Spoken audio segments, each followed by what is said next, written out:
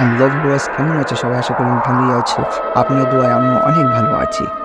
আজকে আবার নিয়ে চলে এসেছি নতুন একটি ভিডিও, ভোট.com মায়াজাল অফিসিয়াল টিভি।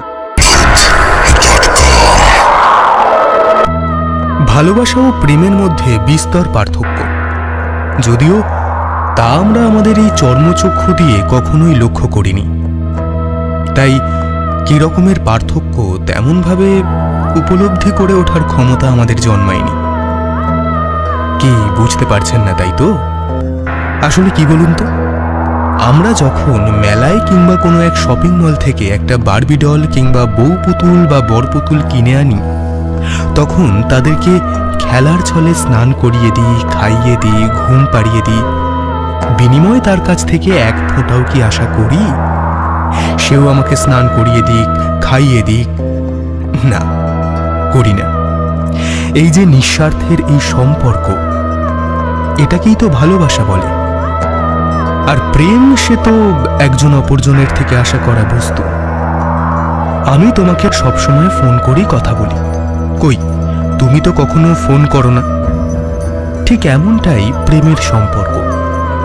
তাই আপাত দৃষ্টিতে বলা যেতে পারে, একে অপরের শরীর, মন ও সামাজিক পরিস্থিতির প্রতি সমান দায়বদ্ধতা থাকলে তবেই তাকে প্রেম বলা যেতে পারে।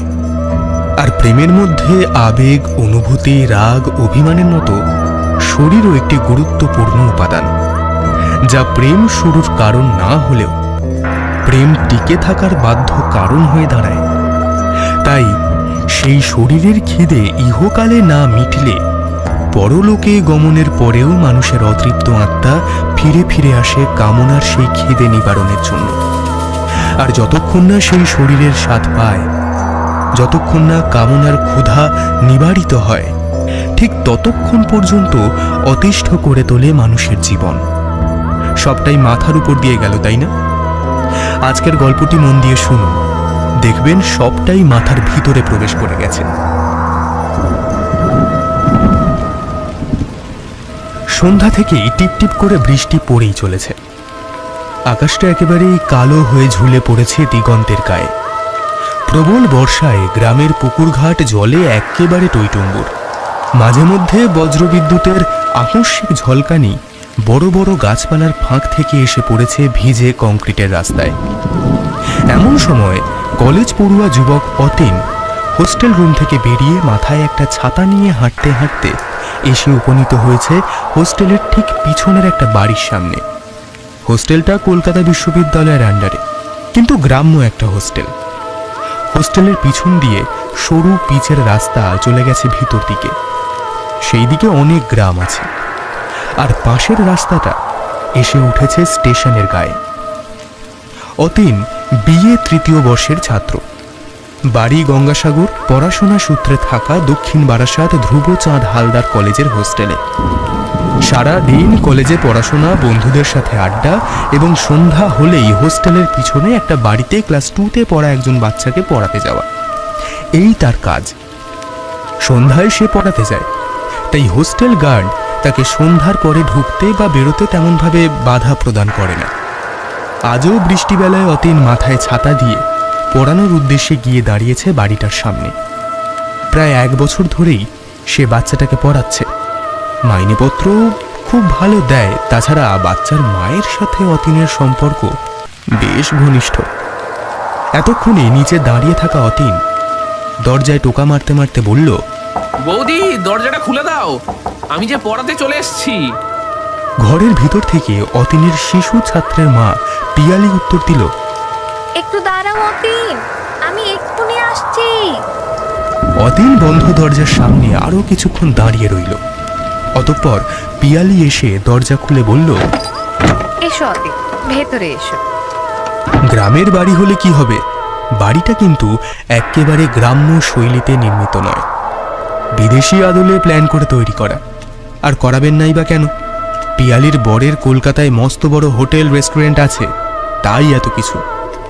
অতীন সপ্তাহে 5 দিন সন্ধ্যাতেই এই বাড়িতে আসে, তাই বাড়ির মধ্যে কোথায় কি আছে তা দেখে দেখে অতীনের প্রায় চোখ সওয়া হয়ে গেছে। কিন্তু অতীনের সাথে পিয়ালির স্বামী অর্থাৎ শৈবালের কখনো দেখা হয়নি, কারণ শৈবাল শনিবার রাতে বাড়িতে ফেরে। আবার সোমবার সকালে চলে যায়।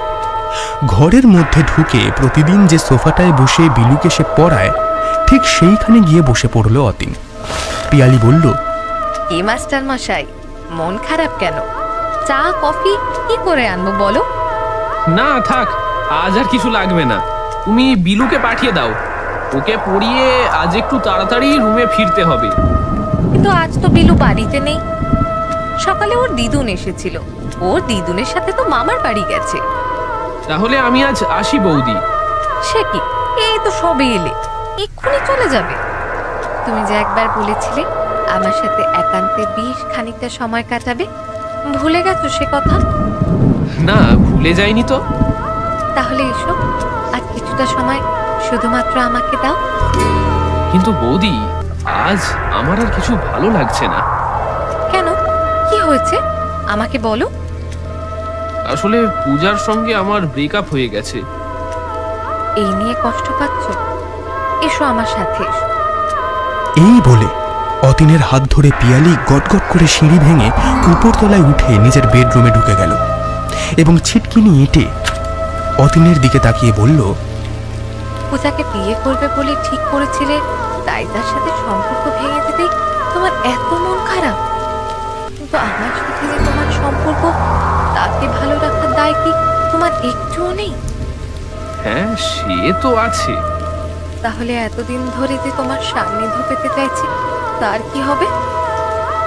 এই বলে পিয়ালি নিজের বুকের উপর থেকে কাপড়টা সরিয়ে অতীনের দিকে এগিয়ে এলো। অতীন পিয়ালির বুকে লাল ব্লাউজ ও গায়ের সাদা রং দেখে খানিকটা মোহিত হলো, কিন্তু বিশেষ কিছুই করতে পারল না। অতঃপর অবৈধ পুরুষ প্রেমিকের সংস্পর্শে শারীরিক মিলন কামনায় পিয়ালি অতীনকে জড়িয়ে ধরে।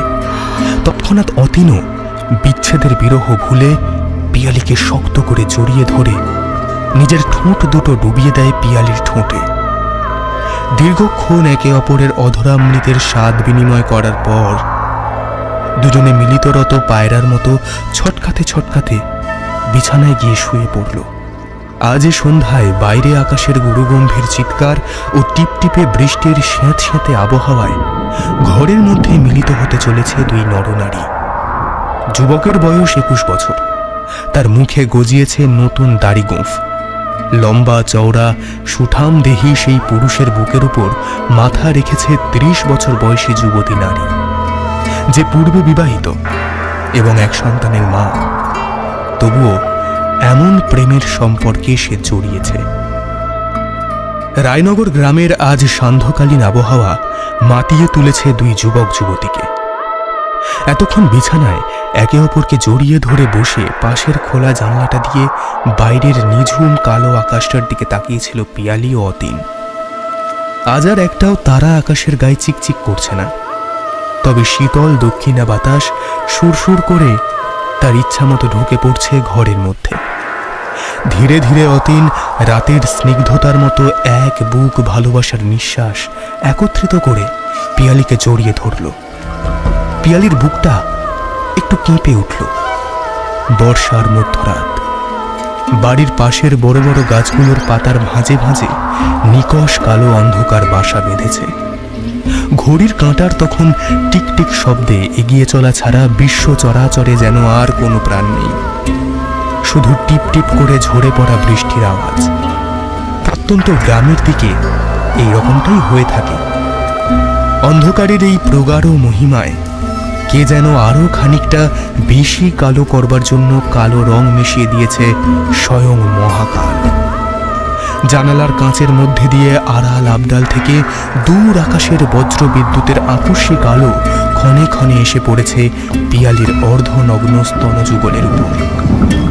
তার ফর্সা মায়াবী মুখখানিতে একটা তীব্র লজ্জা ঘরের মধ্যে সৃষ্টি করেছে এক মায়াবী পরিবেশ। থেকে কিছুক্ষণ আগে থেকেই অতীন তার উষ্ণ স্পর্শে পিয়ালিকে আন্দোলিত করছিল। নাটুকে লজ্জাবশত পিয়ালি বারবার সেই স্পর্শটাকে দূরে ঠেলে সরিয়ে দিতে চাইলেও কামনার চাহিদাবশত দিতে পারছিল না, বরং আরো শক্ত করে অতীনকে সে জড়িয়ে ধরছিল। অতীনের একজোড়া বলিষ্ঠ হাত যাযাবর পথিকের মতো বিচরণ করে চলেছে পিয়ালির পুরোটা। শরীরের যত্রতত্র। খানিক পর বলিষ্ঠ হাত দুটোর সঙ্গে সঙ্গে একজোড়া নরম ঠোঁটের স্পর্শ পাচ্ছিল সে। ধীরে ধীরে ঠোঁট দুটো উঠে আসছিল তার স্তনের উপর দিয়ে গলা বেয়ে, তারপর মিলিত হলো তার ঠোঁটোদ্বয়ের সাথে। একটা সময় পর অজান্তেই পিয়ালির মুখ দিয়ে বেরিয়ে এলো যৌন তৃপ্তির সেই চরম আওয়াজ। তখন অতীনের ঠোঁট দুটো আরো উৎসাহী হয়ে পড়ল। শরীরের শুরু থেকে শেষ সর্বত্র চষে বেড়ালো। কামনার রসে সিক্ত হয়ে গেল পিয়ালির সারা শরীর। অতঃপর পূর্ণিমার গোল থালার মতো আকর্ষণীয় তার স্তনোদ্বয় সমুদ্র স্তফেনে ভাঁজ পড়া বালিয়াড়ির মতো হালকা মেদের বিচ্ছুরণযুক্ত তার পেটে এবং আপেলের বোঁটার কাছে এবং গর্ত হওয়া মুখটার মতো নেশা ধরা উন্মুক্ত তার নাভি মিলে মিশে একাকার হয়ে গেল অতীনের শরীরের সাথে। তারপর শুরু হলো যৌনতার চরম খেলা। হঠাৎ অতীন খেয়াল করল নিচের তলা থেকে কেউ যেন হেঁটে উপরে আসছে। খট খট করে শুনতে পাওয়া যাচ্ছে তার পায়ের আওয়াজ। সঙ্গে সে ডাকছে পিয়ালিকে। পিয়ালি, ও পিয়ালি, কই গো, কোথায় গেলে তুমি? আরে দেখো, আমি কলকাতা থেকে চলে এসেছি। আরে আর রাগ করে থেকো না পিয়ালি, ও পিয়ালি। এতক্ষণে বিছানায় অতীনকে জড়িয়ে ধরে শুয়ে থাকা পিয়ালি চুপি চুপি অতীনকে বলল, শোনো অতীন, বোধহয় আমার বর এসেছে। তুমি যাও, ওই পর্দাটার আড়ালে লুকিয়ে পড়ো, তাড়াতাড়ি যাও। পিয়ালির কথা মতো ঘরের নীলচে আলোয় ব্যালকনির ঝুলন্ত বড় পর্দাটার পিছনে গিয়ে গা ঢাকা দিয়ে লুকিয়ে রইল অতীন। এতক্ষণে সেই ব্যক্তি পিয়ালিকে ডাকতে ডাকতে ঘরের মধ্যে এসে ঢুকে পড়েছে। কিন্তু এ কি আশ্চর্য, ঘরের দরজায় পিয়ালি তো নিজে হাতে ছিটকি নিয়ে এঁটে দিয়েছিল, তাহলে দরজা খোলা রইল কিভাবে? হঠাৎ লোডশেডিং হয়ে গেল।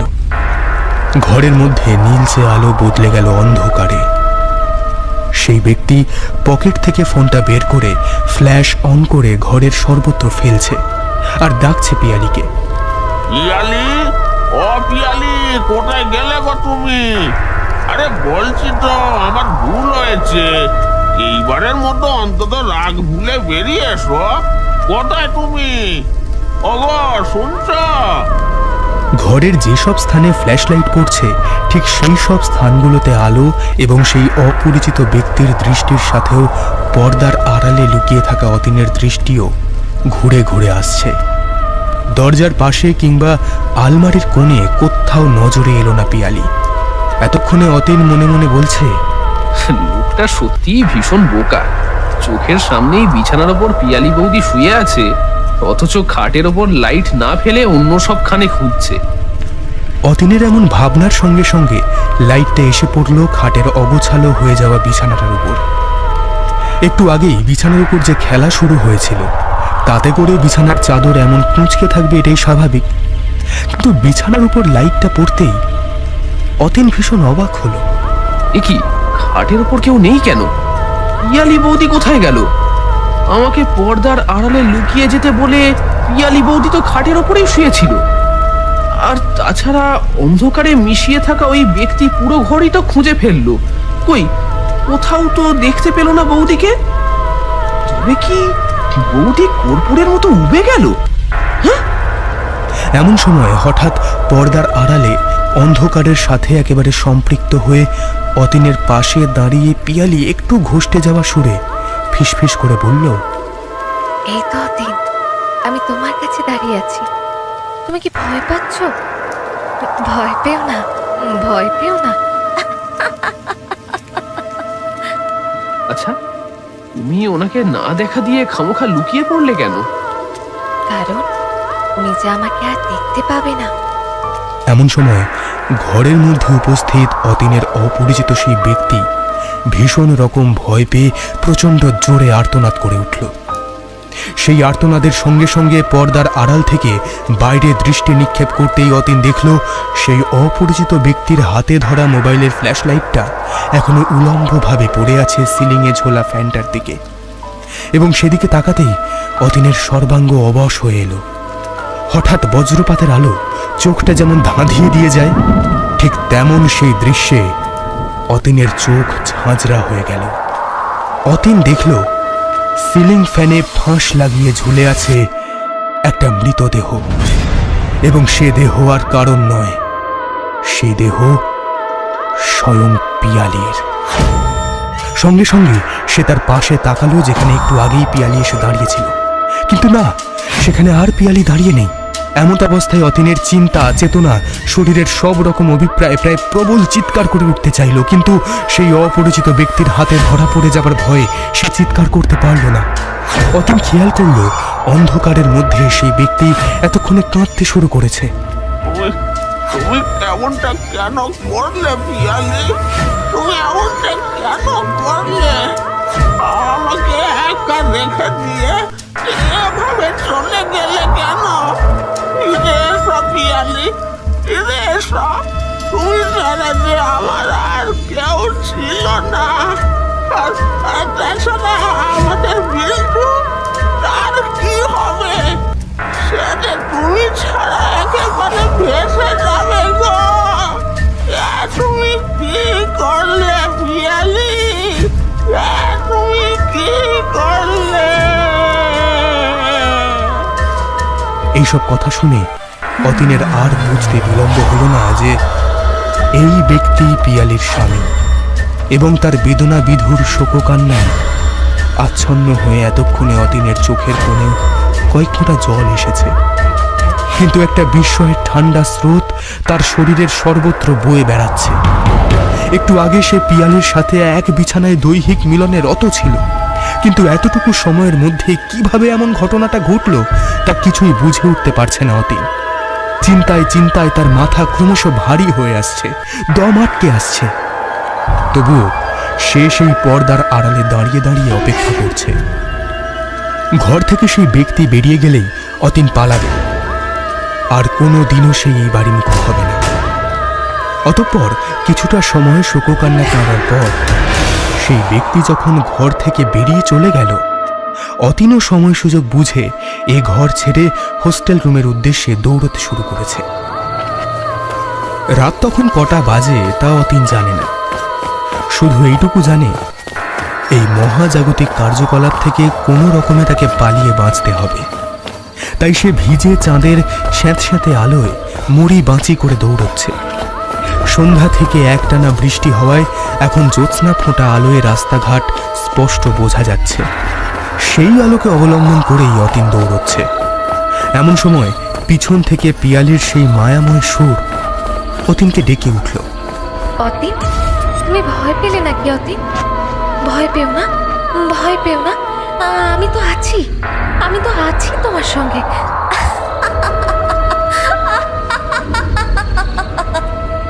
সেসব কোনো কথায় অতীন কান না দিয়ে দৌড়ে এসে দাঁড়িয়েছে হোস্টেলের গেটের সামনে, কিন্তু দুর্ভাগ্যজনকভাবে ততক্ষণে হোস্টেল গেট বন্ধ হয়ে গেছে। ফলত এতক্ষণে একটা ভীষণ চিন্তা এসে ভর করেছে অতীনের মাথায়। এত রাতে সে এখন কোথায় যাবে? সন্ধ্যা থেকে তার পেটে একটা দানা পানিও পড়েনি। উফ, কি ভীষণ খিদে পেয়েছে তার, আর সারা রাত পেটে কিছু পড়বে বলে মনে হয় না। না জানি এখন কত রাত, তাই এতটা সময় তার কিভাবে কাটবে, কোথায় কাটবে, এইসব ভাবতে ভাবতেই নিজের অজান্তেই হোস্টেল গেটের সামনে অতীন কেমন যেন স্থাণু হয়ে দাঁড়িয়ে রইল। বেশ কয়েক মিনিট হঠাৎ তার কানে এলো কান্নার একটা ঋণ ঋণে ধ্বনি। এমতাবস্থায় অতীন মনে মনে বলে উঠল, হস্টেল গেট বন্ধ, তার মানে বেশ রাত হয়েছে, কিন্তু এত রাতে এখানে কে কাঁদে? তারপর সেই শব্দ বরাবর কান্নার উৎসস্থলে দৃষ্টি নিক্ষেপ করে অতীন দেখল গেটের পাশেই গুল্ম জাতীয় যে ফুল গাছটা ছিল ঠিক তার নিচে বসে বসে কাঁদছে একজন নারী। কণ্ঠস্বর শুনে খুব ভালোই বোঝা যায় সে নারী অল্প বয়স্কা, তবে গাছের ছায়ায় চাঁদের আলো এসে না পড়ায় সেই নারীর মুখটা পরিষ্কার দেখা যাচ্ছে না। তবে পরনে একটা মেটে হলুদ কাপড় কুঁচকে আছে, বুকের ব্লাউজের আংটাগুলো খোলা, এলোমেলো চুল মুখের উপর বিন্যস্ত হয়ে পড়ে আছে। উবু হয়ে বসে দুটো হাত মাথায় দিয়ে সে কাঁদছে।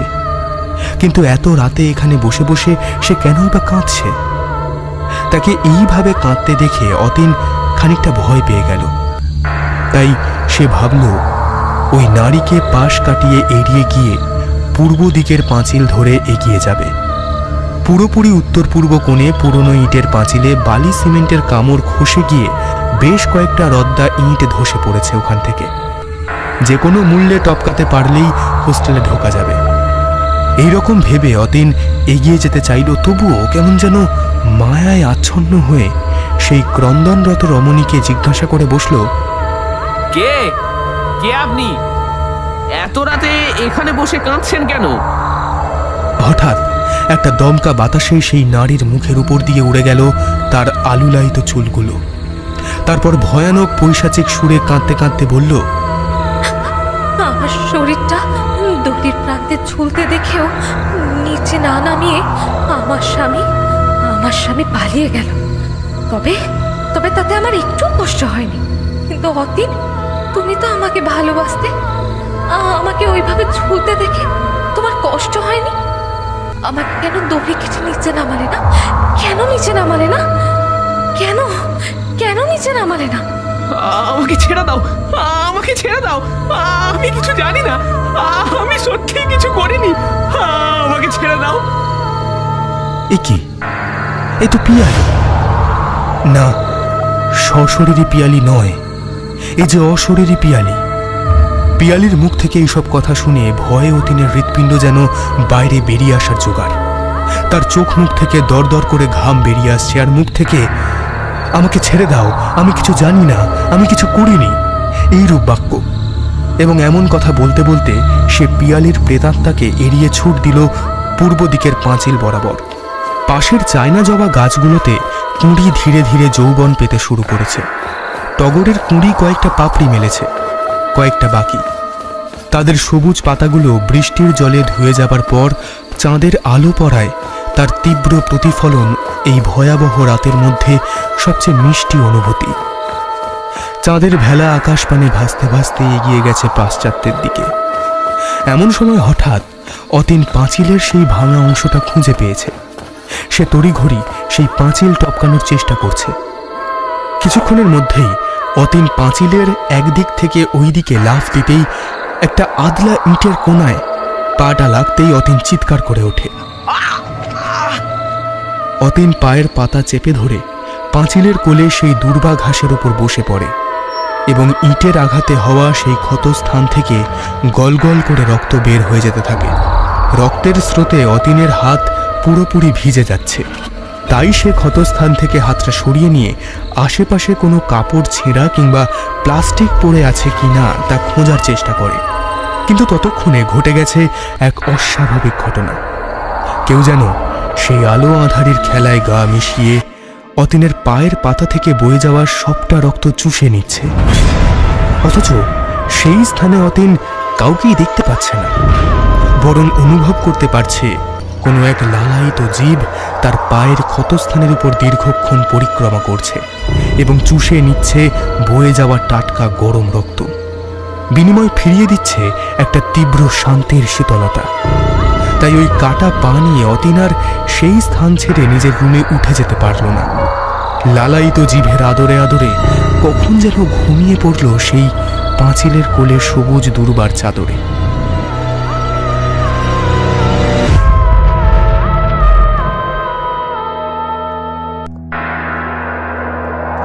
অতীন ছোট থেকেই খুব মেধাবী ছাত্র।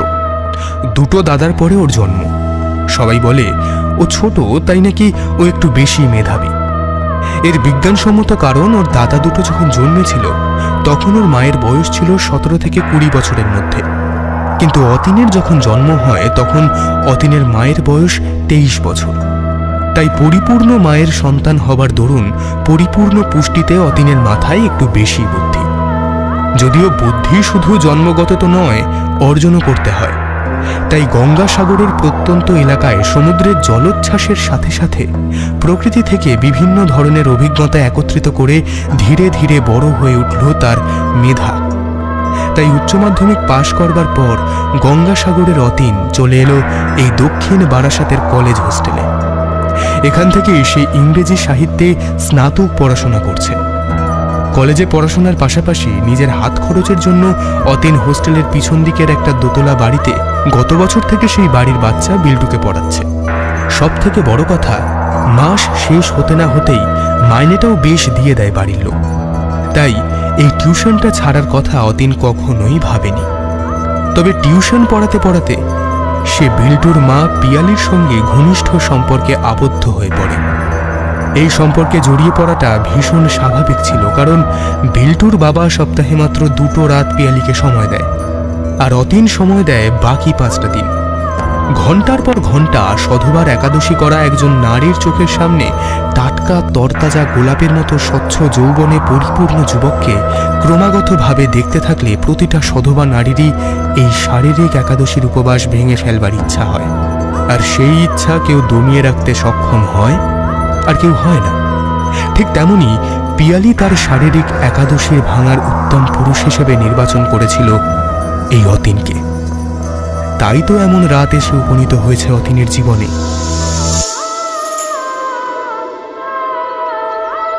পরের দিন আকাশে সূর্যের আলো ফুটতে না ফুটতেই অতীনের ঘুম ভাঙে।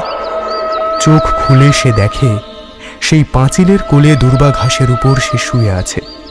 দেখে ঘাসের উপর পড়ে থাকা চাপ চাপ রক্ত যেন কেউ চেটে চেটে খেয়েছে। তারপর তড়িঘড়ি সেই স্থান ছেড়ে উঠে ব্যথা পায়ে খোঁড়াতে খোঁড়াতে নিজের রুমে এসে দেখে তার রুমে আরও যে 2জন রুমমেট থাকে তারা এখনো ঘুমোচ্ছে।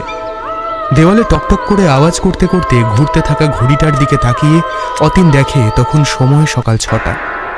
বাথরুমে গিয়ে ফ্রেশ হয়ে এসে নিজের খাবারের কৌটো থেকে কয়েকটা বিস্কিট খেয়ে জল খায় সে।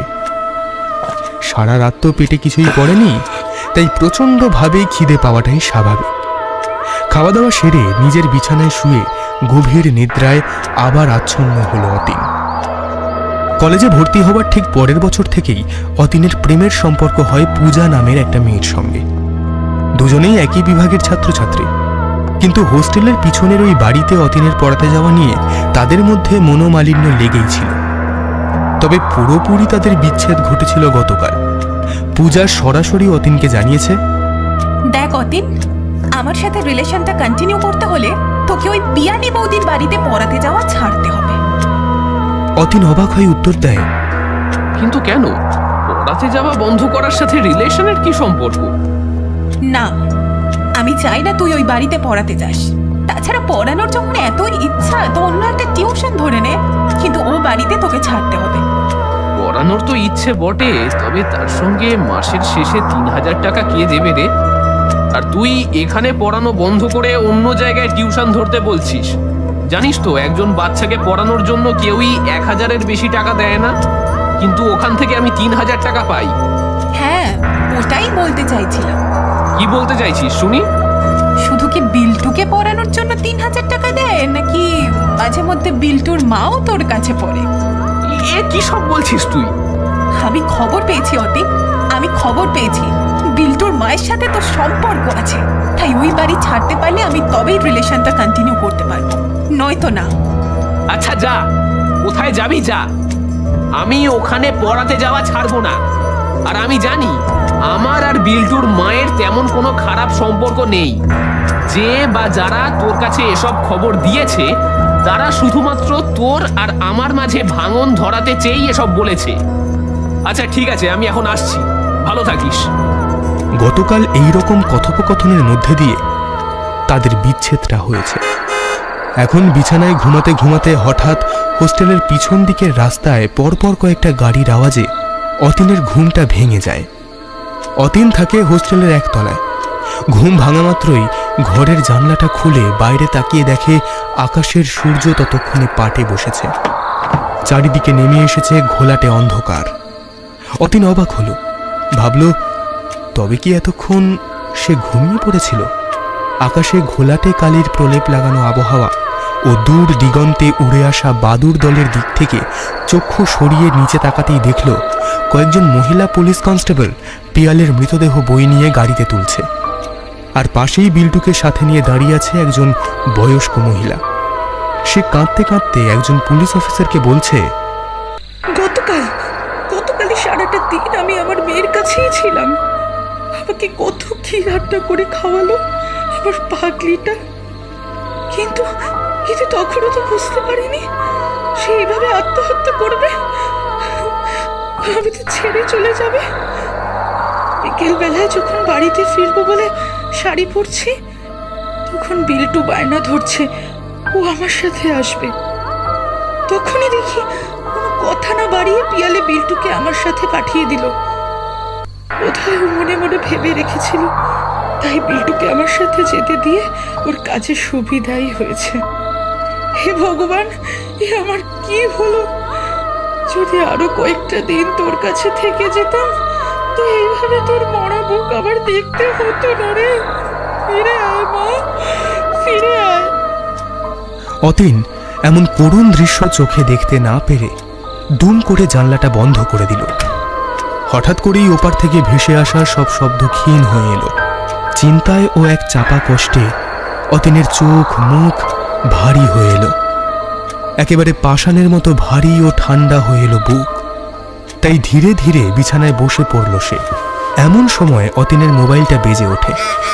ফোনটা রিসিভ করতেই ওপার থেকে পরিচিত কণ্ঠে অতীনের প্রাক্তন প্রেমিকা পূজা বলে ওঠে, শুনলাম তোর আদরের পিয়ালি বৌদি পটল তুলেছে। তোর নিশ্চয় খুব কষ্ট হচ্ছে, তাই না? তোর কথা বলার ধরনটা খুবই খারাপ। কখন কোন মুহূর্তে মানুষের সাথে কেমন ভাবে কথা বলতে হয় সেটা তোর শেখা উচিত। হ্যাঁ, আমি এই মুহূর্তে কথা বলাই শিখছি তোর রুমমেট অয়নের কাছে। কি করে কথা বলতে হয় শিখছি। ও যদি আমাকে না কথা বলা শেখাতো, তাহলে তোর মতো অপদার্থকে কখনোই চিনতে পারতাম না। কথাটা শোনা মাত্রই অতীন রুমের চারিদিকটা চোখ ঘুরিয়ে দেখল, না, অয়ন তো ঘরে নেই। তখন মনে মনে ভাবল, তার মানে অয়নই সময় নষ্টের মূল হোতা। এইসব ভেবে সবেমাত্র অতীন কিছু একটা বলতে যাবে এমন সময় পূজা বলে, শোন, আজ তোর পীড়িতের যে আর ছিল তার মৃত্যু হয়েছে। আমি সেই আনন্দটাকে উদযাপন করার জন্য অয়নের সাথে ওর গ্রামের বাড়িতে এসেছি, এবং ওর বাড়িটা আজ ফাঁকা। এখানে আমি কি করব নিশ্চয়ই বুঝতে পারছিস। যদি বুঝতে না পারিস আওয়াজ শোন, নিশ্চয়ই বুঝবি। তাই আমি ফোনটা রাখলাম না, কেমন? ছি পূজা, ছি! কত নিচে নেমেছিস তুই! ওই অয়নের পাল্লায় পড়ে কি ভীষণ বারটাই না বেড়েছিস তুই। তবে আজকে একটা কথা কিন্তু তুই শুনে রাখ, পিয়ালি বৌদির মৃত্যুর জন্য যদি তুই সামান্য ভাবেও দায়ী থাকিস না, তাহলে তোর কিন্তু খবর আছে। এই বলে অতীন খানিক ভেঙে পড়ে। যে বন্ধুকে এত ভালোবেসেছে, একসাথে থেকেছে, 2 বছর একটা রুমে খাবার ভাগ করে খেয়েছে, সেই বন্ধুই শেষ পর্যন্ত তাকে ধোঁকা দিল। অতীন এতক্ষণে মনে মনে ভাবতে শুরু করেছে, তাহলে আমার আর পিয়ালি বৌদির মধ্যে যে সম্পর্ক আছে তা সম্পূর্ণ ভিন্ন স্বাদে পূজার কাছে পরিবেশন করেছে ওই অয়ন। তার কারণ পূজার কাছে আমাকে খারাপ করতে পারলে তবেই ওর অভীষ্ট সিদ্ধ হবে। এদিকে অতীনের রুমমেট অয়ন হোস্টেল ছেড়ে গ্রামের বাড়িতে পূজাকে নিয়ে এসেছে। পূজা বর্তমানে অয়নের প্রেমিকা। আজ অয়নের বাড়ি পুরোপুরি ফাঁকা। অয়নের বাবা মা ভাই 3 জনেই শহরে এক আত্মীয়র বাড়িতে বিয়ের অনুষ্ঠান উপলক্ষে গেছে। এই সুযোগে অয়ন পূজার শরীরের স্বাদ পেতে চলেছে রায়দিঘি থানার অন্তর্গত নিশুতিপুর গ্রামে। নিশুতিপুর গ্রামটা কেমন যেন স্তব্ধ, শান্ত, শীতল। জনবসতি তেমন একটা নেই। পুরো গ্রাম ঘুরলে বড়জোর 20-30টা বসত বাড়ির দেখা মিলবে। আরও গোটা 10 ঘর পতিত হয়ে পড়ে আছে। সেই সব ঘরের মালিকেরা বহুকাল আগেই গাঁয়ের মায়া ত্যাগ করে শহরে চলে গেছে। গ্রামের মাঝ বরাবর একটা বড় বটগাছ যেন অর্ধেক গ্রামকে ছাতার মতো ছায়া করে রোজ দাঁড়িয়ে থাকে। গ্রীষ্মের কাঠ ফাটা রোদে কত শত পথ চলতি মানুষ যে এর নিচে ক্লান্ত হয়ে বসে পড়ে তার হিসেব নেই। শুধু কি মানুষ, 4টে পাড়ার যত রকম পাখি তারাও সবাই সন্ধ্যা হলেই এই গাছে ফিরে আসে। এটাই তাদের বাসা। এতক্ষণে অয়ন ও পূজা টোটো থেকে নেমে এসে দাঁড়িয়েছে এই বট গাছটার তলায়। তারপর বাড়িতে পৌঁছে সঙ্গে করে কিনে নিয়ে আসা বিরিয়ানি, চিকেন কষা টষা দুজনে ভালো করে খেয়ে অতঃপর একটা ঘরে গিয়ে দুজনে শুয়ে পড়ে। অয়ন এই প্রথম নারী শরীর দেখবে, তাই উত্তেজনা আর সামলে রাখতে পারছে না। অতঃপর সে পূজাকে জড়িয়ে ধরে। খোলা জানালা দিয়ে ঘরে তখন ঢুকছে শান্ত বাতাস ও চাঁদের মিষ্টি আলো। এমন মুহূর্তে অয়ন পূজাকে জড়িয়ে ধরে মাত্র তার ঠোঁটে ঠোঁট ডুবিয়ে চুমু খেতে শুরু করে। এমন সময় পূজা লজ্জা পেয়ে বলে, কি করছো অয়ন? ছাড়ো, ছাড়ো বলছি। আরে ধর, ছাড়ার সময় তো এটা নয় পাগলি। এখানে তো তোমাকে এনেছি শুধুমাত্র শক্ত করে ধরবো বলে। এসো এসো, আমার কাছে এসো, এদিকে সরে এসো দেখি।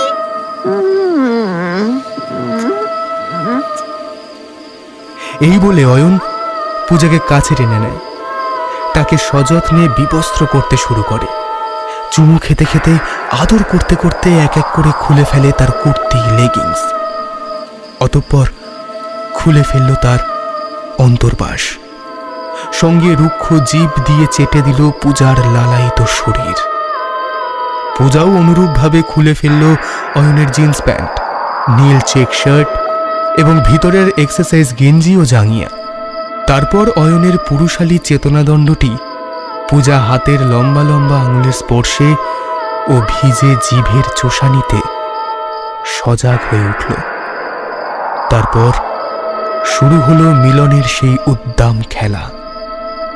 এমন সময় হঠাৎ পূজার মধ্যে একটা পরিবর্তন শুরু হয়েছে। একটু আগেই সে মুখ থেকে বের করছিল যৌন ও তৃপ্তিময় একটা আওয়াজ, কিন্তু এখন সে যেন গোঙাচ্ছে। গোঙাতে গোঙাতে হঠাৎ উঠে বসে কে ভীষণ বিরূপভাবে তাকিয়ে আছে অয়নের দিকে। অয়ন অবাক হয়ে বলল, আরে কি হলো পূজা, উঠে পড়লে কেন? আরে কষ্ট হচ্ছিল বুঝি? আচ্ছা ঠিক আছে, এবার স্লো, আর লাগবে না। নাও শুয়ে পড়ো এবার। অয়নের কোনো কথায় কান না দিয়ে পূজা এখনো তাকিয়ে আছে অয়নের দিকে। ধীরে ধীরে তার চোখের ভিতরের অংশটা রক্তের মতো লাল হয়ে উঠছে। তারপর হঠাৎ গোঙাতে গোঙাতে বিভৎস এক পৈশাচিক সুরে পূজা বলে ওঠে, তোর কি ক্ষতি করেছিলাম? তুই আমার আর অতীনের সম্পর্কের কথা আমার স্বামীর কাছে কেন বলে দিলি? এমনকি তুই আমার স্বামীর কাছে বলেছিস আমি অতীনের সঙ্গে শারীরিক সম্পর্কে আবদ্ধ। ছি ছি, আমার কথা বাদ দে। নিজের বন্ধু সম্পর্কে এমন কথা বলতে তোর বাঁধলো না? আমি অতীনকে ভালোবাসি, ওর সান্নিধ্য, ওর শরীর সব সময় কামনা করেছি, কিন্তু কখনোই পাইনি। আর তুই পূজাকে কাছে পাওয়ার জন্য পূজার চোখে ওকে খারাপ করলি, আর আমাকে খারাপ করলি আমার বরের চোখে। এবার তুই বাঁচাতে পারবি না, আমার হাত থেকে তোকে কেউ বাঁচাতে পারবে না। এতক্ষণে ভয়ে ছিটকে খাট থেকে নিচে পড়ে গিয়ে অয়নের উলঙ্গ সারা শরীর থরথর করে কাঁপতে শুরু করেছে। আর এদিকে পূজার মধ্যে ভর করা পিয়ালির তরতাজা প্রেতাত্মা এগিয়ে এগিয়ে আসছে তার দিকে।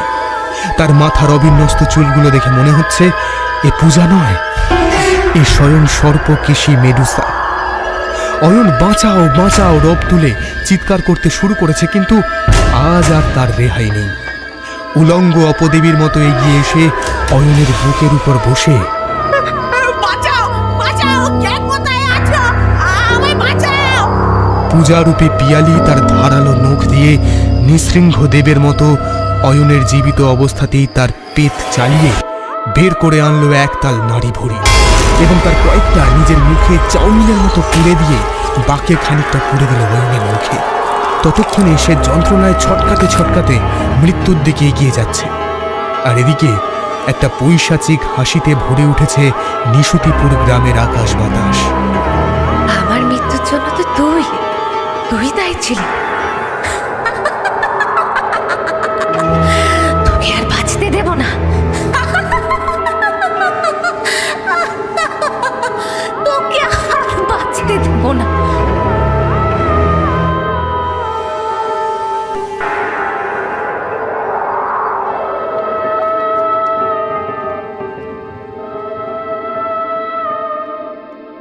ঘটনাটা ঘটে যাওয়ার বেশ কয়েকদিন পরে সবটা জানতে পারে অতীন।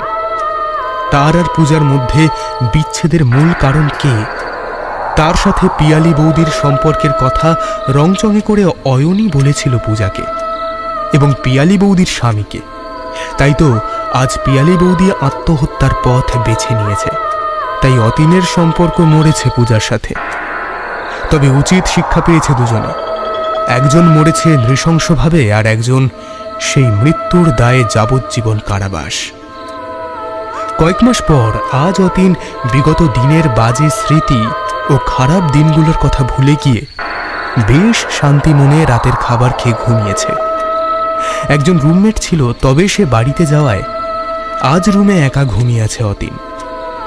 এমন সময় রুমের ভেজানো দরজাটা ঠেলে কেউ যেন একজন ঢুকে পড়ল অতীনের ঘরে। সে তো শুভ্র, তার শরীর জুড়ে কেমন যেন কালো মেঘের শাড়ি, চোখে জল জলে নীল আলো, আর মুখের মায়াবী সেই হাসিটা যেন কমিয়ে দেবে যে কারোর জীবন জ্বালা, জুড়িয়ে দেবে যৌবন জ্বালা। তার সারা শরীর থেকে একটা রূপলি জ্যোতি যেন ছড়িয়ে পড়ছে অতীনের ঘরের সর্বত্র। ঠিক চাঁদের মতো তার শরীর জ্যোৎস্না মুখরিত হলেও মুখের কালো কলঙ্ক ঢেকে রাখে তার মুখাবয়ব। অতীন আজও তার রূপ দেখেনি, শরীর দেখেনি, কিন্তু দুটো হাতের স্পর্শে অনুভব করেছে কি অপূর্ব তার শরীর, কি নিটোল নিখুঁত গোলাকার তার স্তনদ্বয়, মেদবিহীন তার কোমরের ভাঁজ, ভিজে স্যাঁতস্যাঁতে চোখে প্রস্ফুটিত অতীনের প্রতি অগাধ আনুগত্য ও নিপাট ভালোবাসা। প্রতিক্রিয়া শেষে অতীনের ক্লান্ত শরীরের উপর তার হাত ও চোখে মুখের উপর যখন তার এলোমেলো বড় বড় চুলগুলো ঝুলে পড়ে, তখন অতীন এক আলাদা রকম শান্তির আবেশ পায়। আজ এতক্ষণ দেরি করে আসায় অতীন তাকে দেখে একটু অভিমান করেই তাকে শক্ত করে স্বহস্তে জড়িয়ে ধরে এবং বলে, আজ আসতে এত দেরি করলে কেন? সে মুখে কিছু বলল না, তবে মিষ্টি করে একটু হেসে বুঝিয়ে দেয়, এই তো এইটুকু তো মাত্র দেরি হয়েছে, এইটুকু দেরির জন্য অন্তত রাগ করতে নেই। অতীনও বিজ্ঞ প্রেমিকের মতো তার হাসির ভাষা বুঝে নিয়ে তারপর তাকে কোলে তুলে নিয়ে শুইয়ে দেয় তার বিছানায়। তারপর একটু একটু করে তার শরীরের জ্যোৎস্না কাপড়গুলো সরিয়ে ফেলে বের করে আনে তার এক রাশ কলঙ্ক।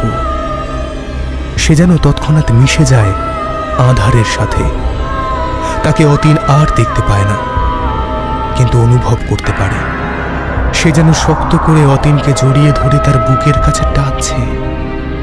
অতঃপর তার বুকে মুখ গুঁজে তার স্তন বৃন্তের উপর দিয়ে সাবলীল দুটো হাত বুলিয়ে ছুটন্ত ঘোড়ার মতো হাত দুটোকে নামিয়ে নিয়ে যাচ্ছে নিম্নাঙ্গের দিকে। তারপর শুরু হয় যৌনতা ভরা এক উদ্দাম খেলা, অতীন ও অশরীরী পিয়ালির সহবাস। হ্যাঁ, জীবনের শেষ মুহূর্ত পর্যন্ত পিয়ালি অতীনকেই চেয়েছিল তার শারীরিক আদর, ভালোবাসা, কিন্তু তা কখনো পায়নি অতীনের কাছে। তাই মরণের পরেও পিয়ালিকে ফিরে আসতে হয়েছে এই অতৃপ্ত কামনা বাসনাকে বাস্তবায়িত করতে। শুধু তাই নয়, এখন অতীনও ভালোবেসে ফেলেছে সেই অশরীরী মেলামেশাকে। পিয়ালির আসতে দেরি হলে ঘরের দরজাটা আলগা করে ভেজা দিয়ে রেখে অতীন বিছানার উপর চুপটি করে বসে তার আসার অপেক্ষা করে। সে জানে যখন সে তাকে মনে মনে এত করে কাছে পেতে চাইছে, তখন সে নিশ্চয়ই অতীনের অন্তরে সেই ডাকে অবশ্যই সাড়া দেবে। নিশ্চয়ই আসবে অতীনের মধ্যরাতের রজনীগন্ধা। অতীন যেন এখন তার নেশায় পড়েছে। তার প্রেম অতীনকে মাতিয়ে রেখেছে, বাঁচিয়ে রেখেছে। তাকে এক রাত না দেখলেই অতীনের কষ্ট হয়। মনে হয় এই দমের কষ্ট কোনো ইনহেলার দিয়েই কমানো যাবে না। শুধু একটাই ওষুধ, সে হলো অতীনের পিয়ালি, মধ্যরাতের রজনীগন্ধা।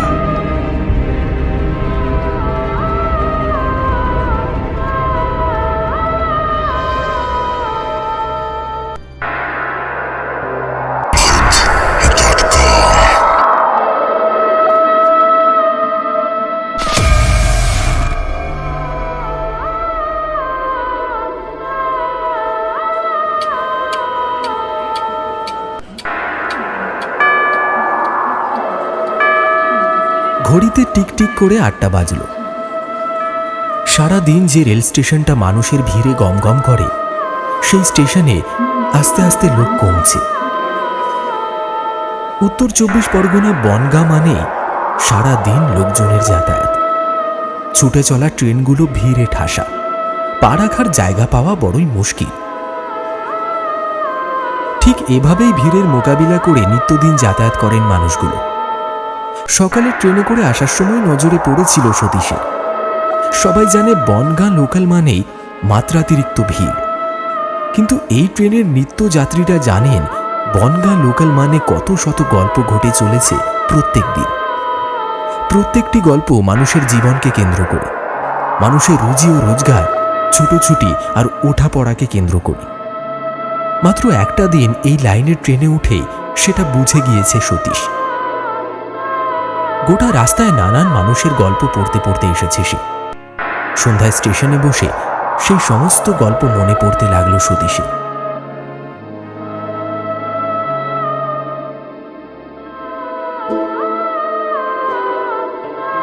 পেশায় সতীশ বেসরকারি অফিসে কর্মরত, তবে ওর কাজটা ঠিক ডেস্ক জব নয়, বরং সেলসের কাজে এদিক ওদিক ছুটে বেড়াতে হয়। অতএব নানান জায়গায় ভ্রমণ করার অভ্যাস হয়ে গিয়েছে সতীশে। এর আগেও প্রচুর ট্রাভেল করেছে, এখন এটাই ভালো লাগে তার। ক্লান্তি আর আসে না, বরং 2 থেকে 3 দিন বাড়িতে থাকলেই মনটা কেমন করে ওঠে। মনে হয় এক ছুটে বাইরে চলে যায়। ছোটবেলা থেকে পড়াশোনায় তুখোড় ছিল না সতীশ। উচ্চ মাধ্যমিক পাশের পর মেদিনীপুর থেকে কলকাতায় চলে আসে কলেজে ভর্তি হয়ে। তারপর থেকে কলকাতাতেই পাকাপাকি ঠাঁই। প্রথমে মেসে থাকতো, তারপর বাড়ি ভাড়া নিয়ে। প্রথম চাকরি পেয়ে মেদিনীপুরে গিয়ে মা বাবার আশীর্বাদ নিয়ে এসেছিল সতীশ। পরিবারের সকলের চোখে গর্ব দেখে মনে মনে অদ্ভুত খুশি হয়েছিল। মনে প্রাণে একটাই সংকল্প করেছিল সে, নিজেকে আরো ভালো জায়গায় নিয়ে যেতে হবে, যাতে একদিন মা বাবাকে নিয়ে কলকাতায় চলে আসতে পারে। মেদিনীপুরের বসত ভিটেতে থাকে সতীশের বাবা মা, আর কলকাতায় একটা বাড়ি ভাড়া নিয়ে থাকে সতীশ। ওর খুব ইচ্ছে একবার অন্তত টাকা জমিয়ে একটা ফ্ল্যাট কিনবে। দরকার হলে মাসে মাসে টাকা মিটিয়ে দেবে, তবু একটা নিজের বাড়ি চায় সতীশ। আর তার জন্যই দিন রাত এক করে পরিশ্রম করে চলেছে। সেদিন অফিস থেকে বলল বনগাঁ যেতে হবে, একটা ডিল নিয়ে সরাসরি কথা বলতে হবে। আর এই কাজের জন্য বাছা হয়েছে সতীশকে। সতীশেরও এ বিষয়ে কোনো আপত্তি নেই। ভালোই হয়েছে, বেশ দূরে যাওয়া যাবে, একটু ঘোরাও হবে, আবার কাজও হবে। যথারীতি রবিবার কাটিয়ে সোমবার সকালে ট্রেন ধরে বনগাঁ চলে এসেছিল সতীশ। সারাটা দিন মন দিয়ে কাজ করেছে। ডিল নিয়ে সরাসরি কথা হয়েছে, আশা করা যায় কাজটা হয়ে যাবে। ফলে খুশি খুশি মেজাজে ভর দুপুরে লাঞ্চ সেরে নিয়েছিল কলকাতার যুবকটি। তারপর কি ইচ্ছে হলো একটু এদিক ওদিক ঘুরবে, আর এই কাণ্ডটা করতে গিয়েই হলো বিপদ। বিকেলের ট্রেনটা মিস করে গেল সতীশ। স্টেশনে এসে প্রায় ছুটতে ছুটতে দেখল ট্রেনের লাস্ট বগিটা স্টেশন ছাড়ছে। আফসোস আর আফসোস, কেন যে এই এদিক ওদিক ঘোরার ভূতটা চাপলো। দিব্যি ট্রেন ধরে বাড়ি চলে যাওয়া যেত, তা না। এখন আর কি করার, পরের ট্রেনের জন্য অপেক্ষায় বসে থাকতে হবে। সতীশ জানতে পারল রেল লাইনে কাজ এবং ঘূর্ণিঝড়ের পূর্বাভাস থাকার জন্য সন্ধ্যার দিকে অনেকগুলি ট্রেন ক্যান্সেল করা হয়েছে। অতএব সেই দিন সন্ধ্যার পর কলকাতা ফেরার আর কোনো ট্রেন নেই। কয়েকদিন ধরে খবরের কাগজে ঘূর্ণিঝড়ের গতি এবং প্রকৃতি নিয়ে লেখা হচ্ছে। সেসব খবর অবশ্য সতীশের চোখ এড়ায়নি। খবরে বলা হয়েছে ঘূর্ণিঝড় আছড়ে পড়বে সোমবার, তারপর আরও 2 দিন টানা চলবে বৃষ্টি। তবে তার জন্য প্রত্যেকটা ট্রেন ক্যান্সেল হবে এটা ভাবতে পারেনি সতীশ। বিকেলে লাস্ট ট্রেনটা বেরিয়ে যেতে হতাশ হয়ে চেয়ারে এসে বসে পড়ল সে। তারপর স্মার্টফোনটা খুলে ঘূর্ণিঝড়ের গতি প্রকৃতি দেখতে থাকল। খবরে বলা হচ্ছে সন্ধ্যার দিকেই নাকি আছড়ে পড়ার সম্ভাবনা, যার ফলে বিকেল থেকে শুরু হবে বৃষ্টি। সারা দিন আকাশ মেঘলা থাকলেও বৃষ্টি ঝিরঝির করে হয়েছে, আর বিকেল হতেই বৃষ্টির প্রকোপটা যেন বাড়তে লাগলো। স্টেশনে চেয়ারে বসে বাড়তে থাকা বৃষ্টির দিকে এক দৃষ্টে চেয়ে রইল সতীশ।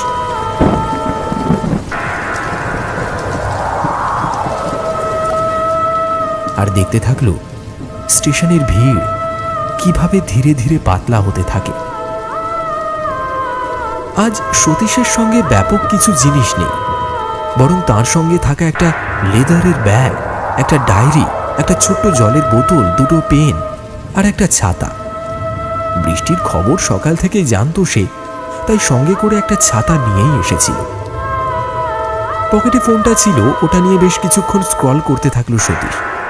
কিন্তু নেটওয়ার্ক এখানে খুবই স্লথ, তাই ফোনটাকে অফ করে পকেটে পুরে রাখল।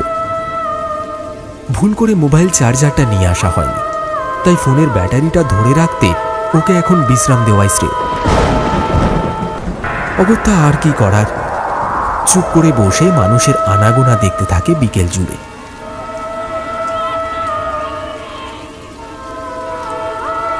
বিভিন্ন রুটে ট্রেন এসে থামছে স্টেশনে। দিনের শেষে ক্লান্ত মুখগুলো একে একে ফিরে যাচ্ছে যে যার বাড়িতে, অথবা কোনো দরকারে, কোনো নির্দিষ্ট গন্তব্যে। এভাবেই বিকেল গড়িয়ে সন্ধ্যা নামে। বিকেল থেকে বৃষ্টি বেড়েছিল, সন্ধ্যায় যেন তার জোরটা আরো বাড়ল। আকাশের দিকে চেয়ে আনমনে সতীশ বলে উঠল, না জানি কখন এই বৃষ্টি থামবে, আর কখন আমি বাড়ি ফিরতে পারবো। ঘূর্ণিঝড়ের খবর পেয়ে কেউ আর বাইরে থাকতে রাজি নয়। অতএব দোকানপাট বন্ধ করে সবাই ছুটেছে যে যার বাড়ির উদ্দেশ্যে। কিন্তু সতীশের বাড়ি ফেরার উপায় নেই, তাই স্টেশনেই রাত কাটাবে বলে সে মনস্থির করে নিল। টিকিট কাউন্টারে এখন একটাই আলো জ্বলছে, বোধহয় বাকিরা বাড়ি চলে গেছে, শুধু একটা কাউন্টার খোলা। তবে যা মনে হচ্ছে উনি আর বেশিক্ষণ এখানে বসে থাকবেন না। ট্রেনের খোঁজ নিতে কাউন্টারের দিকে এগিয়ে গেল সতীশ। কাউন্টারের জলজলে আলোটা সতীশের আশার আলো। ওর বাড়ি ফেরার রুটে একটাও যদি ট্রেন থাকে তবে বড়ই ভালো হয়। তবে সতীশ নিজেও জানে যে সেই আশাটা অত্যন্ত ক্ষীণ। তবুও একবার শেষ চেষ্টা করাই যায়, তাই বিন্দুমাত্র আশা নিয়ে কাউন্টারের কাছে গিয়ে সতীশ দাঁড়াল। তারপর বলল, বলছি যে আজকে কি কলকাতায় ফেরার কোনো ট্রেন আছে, নাকি সবকটা ট্রেন ক্যান্সেল? কাউন্টারের ভিতর থেকে একটা গম্ভীর গলায় উত্তর এলো, আজকে আর কোনো ট্রেন নেই। আপনার যদি কলকাতায় ফিরতে হয় কাল সকাল পর্যন্ত অপেক্ষা করতে হবে, তারপর কলকাতা যাওয়ার ট্রেন পাবেন। এই ঝড় বৃষ্টির রাতে স্টেশনে একা থাকবেন না, আশেপাশে যদি কোনো হোটেল থাকে গিয়ে থাকতে পারে। লোকটা স্বল্পভাষী, বেশি কথা না বলেও অনেক কিছু বলে দিল। এই উত্তরের পর আর কোনো প্রশ্ন থাকতে পারে না। সতীশ বুঝল আজকে আর কোনো ট্রেন পাওয়ার আশা নেই। এছাড়াও সে বুঝল বনগাঁ স্টেশনে সারা রাত তাকে একা থাকতে হবে। তবে ৩ নম্বর যেটা বুঝল সেটা নিয়ে একটু দ্বন্দ্ব কাজ করছিল তার মনে। এখন থাকার জন্য হোটেল কোথায় পায়? আর বৃষ্টি যে হারে বেড়েছে, স্টেশন ছেড়ে বাইরে গিয়ে হোটেল খোঁজার মতো পরিশ্রম করতে আর পারছে না সতীশ। সারাদিন এমনিতেই কম পরিশ্রম হয়নি, এখন একটু হেলান পেলেই চোখ বুজে আসবে। তবে সারা রাত যদি স্টেশনে থাকতে হয় তাহলে কিছু খেয়েও নিতে হবে। তাই দেরি না করে স্টেশনের লাগোয়া হোটেলটা গিয়ে ডিনার সেরে এলো সতীশ।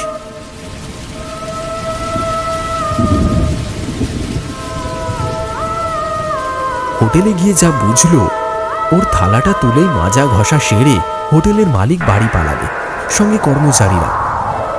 সতীশ একবার ভাবল এখানে আশেপাশে হোটেলের খোঁজ করবে, কিন্তু তারপর মত বদলালো। এটা প্রথম নয় যে সতীশ কলকাতা থেকে এতটা দূরে এসেছে। সেলসের কাজ করার জন্য শরীর আরামই হলে চলে না, তাই যে কোনো পরিস্থিতিতে মানিয়ে নেওয়ার মতো শক্তি এবং মানসিকতা দুটোই রাখতে চায় সতীশ। তাছাড়া রেল স্টেশনে রাত কাটানোর একটা অভিজ্ঞতাও হবে। স্টেশনের চেয়ারে হেলান দিলেই চোখটা বুজে আসবে, আর দেখতে দেখতেই রাত কেটে যাবে। ওর পকেটেও প্রচুর টাকা পয়সা নেই যে সেটা নিয়ে চিন্তা করতে হবে। তাই নিশ্চিন্ত একটা রাত কাটাবে বলেই পুনরায় বনগাঁ স্টেশনে ফিরে এলো সে। ঘড়ি বলছে এখন 9:05। ডিনার সেরে আরো বেশি ক্লান্ত লাগছে। এখন একটু চোখ বুজে জিরিয়ে নেওয়ার পালা। টিকিট কাউন্টারের আলো নিভে গেছে, বৃষ্টির দাপটটা বাড়ছে, আর বনগাঁ স্টেশন এখন যেন ধুধু প্রান্তর, মরুভূমির নিস্তব্ধতা চারিদিকে। সতীশ ছাড়া একটাও জনপ্রাণী নেই, শুধু আছে প্রকৃতির বুকে ঝরে পড়া বৃষ্টির আওয়াজ আর একটা অফুরন্ত নিস্তব্ধতা। এমন পরিবেশ খুব একটা খারাপ লাগছে না সতীশের। মোবাইলের চার্জটাও খুব কম, অতএব যন্ত্র নিয়ে ঘাঁটাঘাঁটি না করে ফোনটা পকেটে রেখে ব্যাগটা মাথার নিচে নিয়ে স্টেশনের বেঞ্চে লম্বালম্বি শুয়ে পড়ল সতীশ। এবার একটা টানা ঘুম দিতে হবে, কিন্তু বললেই কি আর চট করে ঘুম আসে? এটা ওটা ভাবতে থাকে সতীশ। এমন সময় তার খেয়াল হয় আজ তো একেতেই বর্ষা কাদার দিন, তার উপর অমাবস্যা। কোন দিন পূর্ণিমা আর কোন দিন অমাবস্যা এসব হিসেব সাধারণত তার কাছে থাকে না, তবে হঠাৎ করেই মায়ের কথাটা মনে পড়ে গেল। সেই দিনই তো মা বলছিল এই বিষয়। আসলে একটা রেল স্টেশনে একা থাকতে থাকতে কত কথাই না মনে পড়ে যায়। তবে অমাবস্যার নামটা শুনে কেমন যেন অদ্ভুতভাবে বুকটা কেঁপে উঠল সতীশে। শুয়ে শুয়ে হিসেব মেলাতে থাকল সে। একটা ফাঁকা রেল স্টেশন, অমাবস্যার রাত, বাইরে অঝোরে বৃষ্টি আর তার সঙ্গে নিস্তব্ধতা। অদ্ভুতভাবে সবটা মেলালে যেন কোনো ভৌতিক সিনেমার প্লট কিংবা ভূতের গল্পের নায়ক সে। ভাবতে ভাবতেই হেসে ওঠে সতীশ। সত্যি এই রাতটা একটা অভিজ্ঞতাই বটে। 7-5 ভাবতে ভাবতে আবার ঘুমানোর চেষ্টা করতে থাকল সে। ঠিক এমন সময় দপদপ করে উঠল স্টেশনের বাতিগুলো। একটা অজানা ভয় আঁকড়ে ধরল সতীশকে। এখন যদি সবকটা আলো নিভে যায়, অচেনা একটা রেল স্টেশনে একা একা না জানি কোন বিপদের সম্মুখীন হতে হবে তাকে। অসৎ উদ্দেশ্য নিয়ে থাকা মানুষজনের খপ্পরেও পড়তে পারে। হতে পারে ওর কাছে টাকা আছে ভেবে আক্রমণ করলো তারা। একা থাকার সিদ্ধান্তটা তাহলে কি ভুল হলো? অজানা ভয়ে বুক কেঁপে ওঠে সতীশের। কিন্তু এখন আর কি করার? সতীশ চেয়ে দেখল আলোগুলো দপদপ করতে করতে আবার আগের মতোই জ্বলতে লাগলো। তবে স্টেশনে একটা আলো আধারই রয়েই গেছে। এই রাতের অন্ধকারের যা জোর, কম পাওয়ারের আলোগুলো সেই অন্ধকারকে পরাস্ত করতে পারছে না। কেমন একটা অস্বস্তি হতে লাগলো সতীশের। আর অস্বস্তি হতেই উঠে বসল সে। যে বেঞ্চটায় সতীশ বসেছিল তার থেকে কয়েক হাত দূরে একটা কোণ ঘেঁষে মাথা নিচু করে বসে আছে একজন বৃদ্ধ মানুষ। উনি কখন এসে ওখানে বসেছেন তা টের পায়নি সতীশ। কিন্তু মানুষটা ওভাবে বসে আছে কেন? কোনোভাবে শরীর খারাপ করছে না তো? কি মনে হতেই সতীশ উঠে দাঁড়ালো। তারপর ধীরে সুস্থে বৃদ্ধ মানুষটার কাছে গিয়ে বলল, বলছি আপনার কি শরীর খারাপ করছে? আপনি এভাবে এখানে বসে আছেন, একটু জল খাবেন? সতীশের কথা শুনে মাথা তুলে তাকালো বৃদ্ধ। দেখে বোঝা যায় খুব দরিদ্র মানুষটি। পরনে একটা ছেঁড়া পাঞ্জাবি আর পুরনো হয়ে যাওয়া হাজারো দাগ লাগানো একটা ধুতি। মাথার চুল উস্কো খুস্কো, সারা মুখে কাঁচা পাকা দাড়ি আর একটা ক্লান্ত হয়ে যাওয়া মুখ। দুটো চোখ এতটাই ক্লান্ত যেন দেখে মনে হয় কত যুগ ঘুমায়নি। শীর্ণকায় মানুষটা যেন কি বিশেষ একটা কারণে বছর বছর বেঁচে আছে। মানুষটার কাছে এগিয়ে গিয়ে সতীশ আবার জিজ্ঞেস করল, বলছিলাম যে আপনাকে দেখে মনে হচ্ছে আপনার শরীরটা ভালো নেই। আমিও স্টেশনে আজকে একাই রাত কাটাচ্ছি। আপনি এভাবে নিচে বসে না থেকে আসুন না, বেঞ্চের উপর উঠে বসবেন। আমার কাছে জল আছে, আপনি যদি বলেন তাহলে আপনাকে দিতে পারি। সতীশের কথা শুনে হালকা হাসলেন বৃদ্ধ, তারপর বললেন,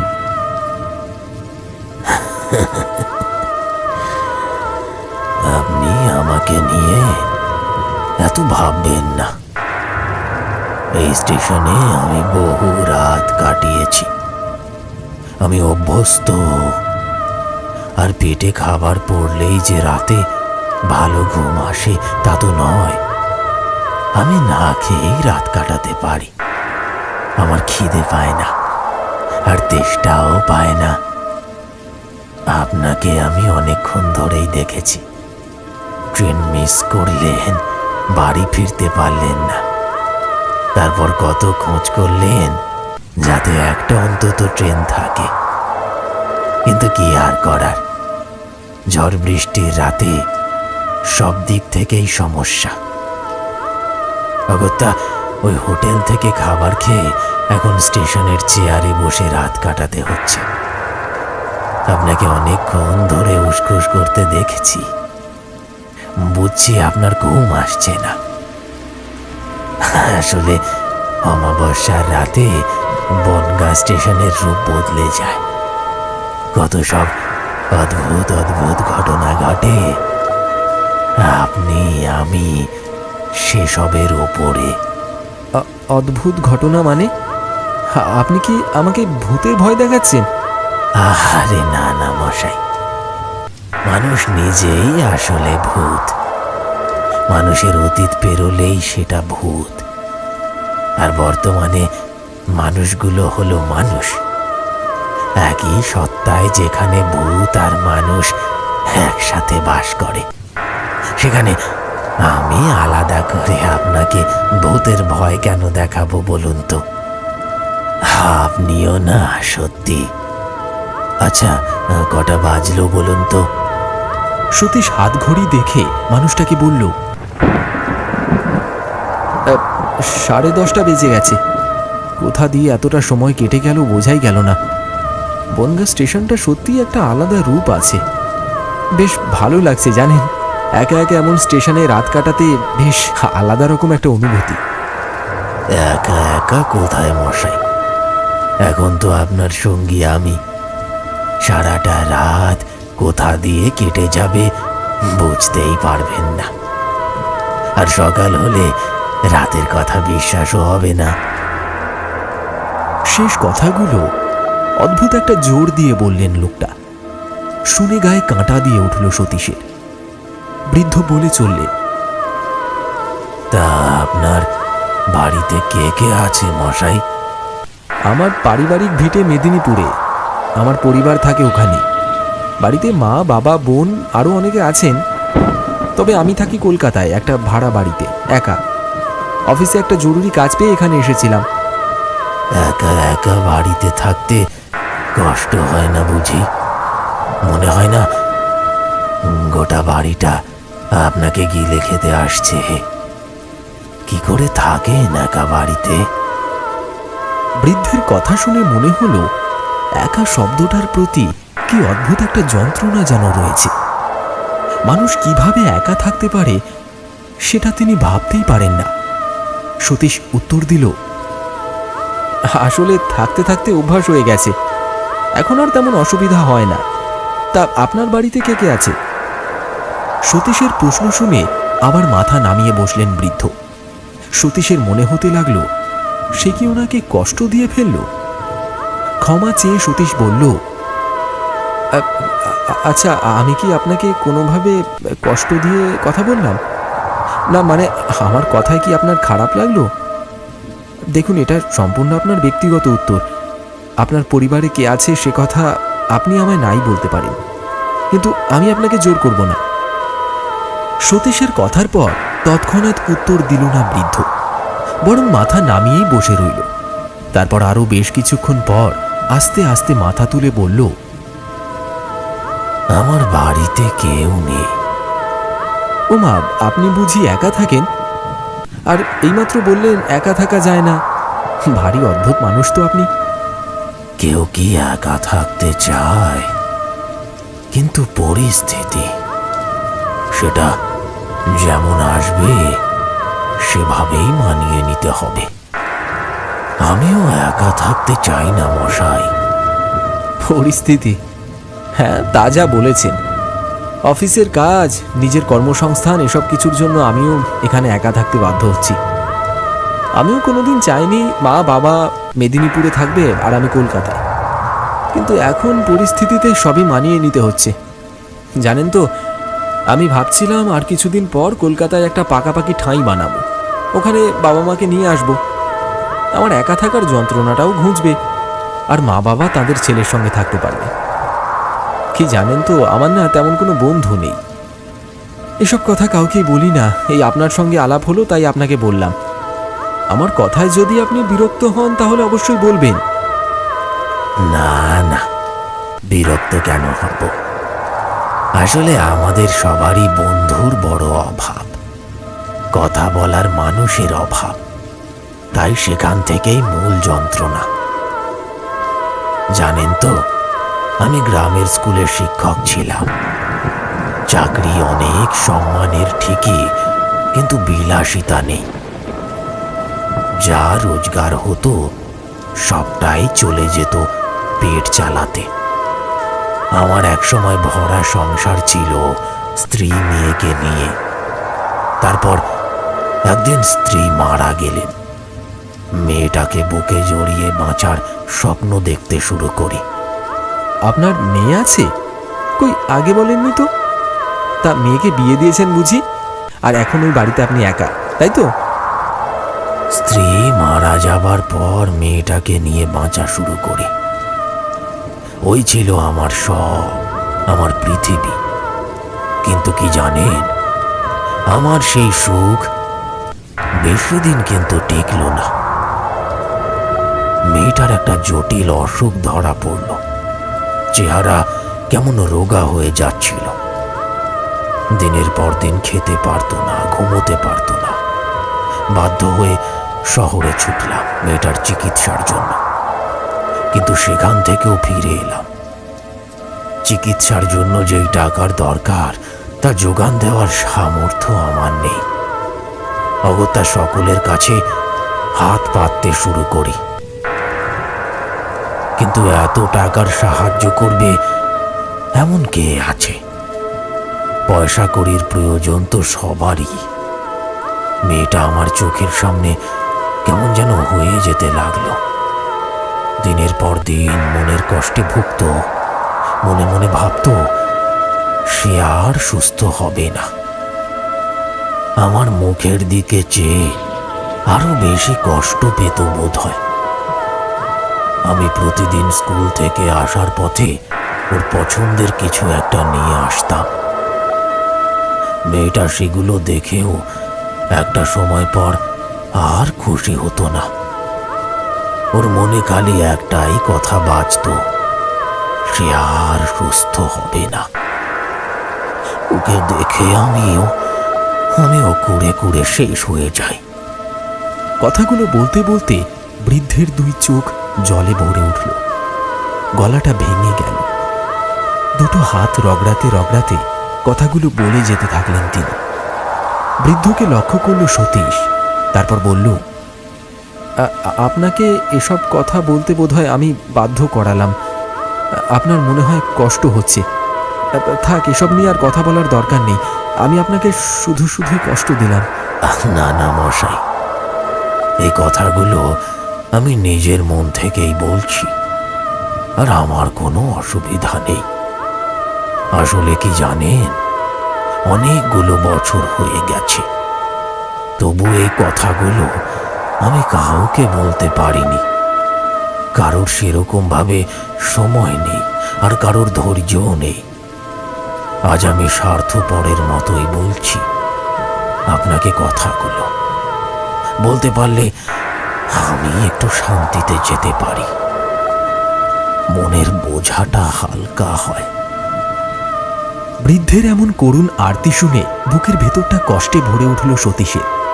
একটা মানুষ কতটা একা হলে সম্পূর্ণ অপরিচিত একটা মানুষের কাছে নিজের সমস্ত কষ্ট উজাড় করে দেয়।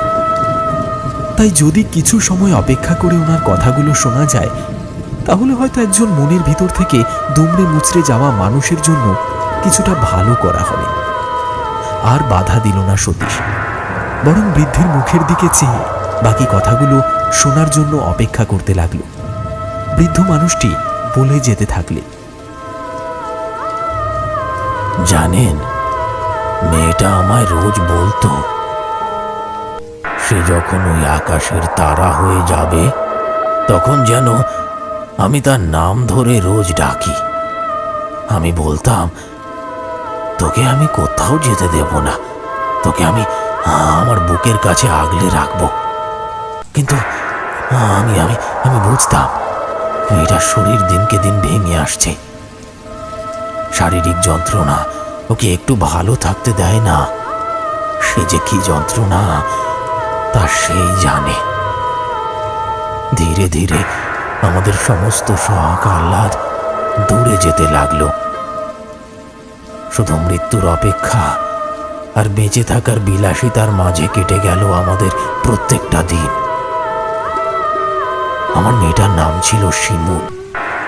গ্রামের সবাই ওকে খুব ভালোবাসতো। যখন অসুস্থ ছিল সবাই সাধ্যমতো সাহায্য করেছে, কিন্তু ওর রোগটা এতটাই কঠিন ছিল যে এই রোগ মুক্তির পথ ছিল একমাত্র মৃত্যু। সেটা আমিও জানতাম, আমার মেয়েটাও জানতো। রাতের পর রাত সে যন্ত্রণায় কাতরাতো। প্রত্যেক দিন একবার করে মৃত্যুকে স্মরণ করত। আর আমি অসহায়ের মতো এদিক ওদিক টাকার খোঁজ করে গেলাম, কিন্তু চিকিৎসা করানোর জন্য যে টাকার দরকার সে টাকা আমি জোগাড় করতে পারলাম না। আমি তখন অসহায় শিশুর মতো মেয়ের কাছে গিয়ে কাঁদছি। শিমুল তখন আমার মাথায় হাত রেখে বলল, সব ঠিক হয়ে যাবে বাবা, আমি আছি তো।